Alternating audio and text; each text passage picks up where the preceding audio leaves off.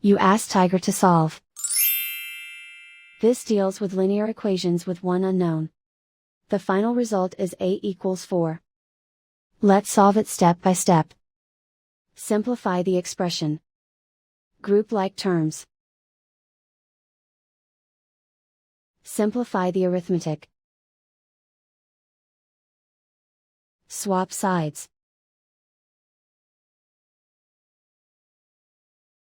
Group all constants on the right side of the equation. Subtract 1 from both sides. Group like terms. Simplify the arithmetic.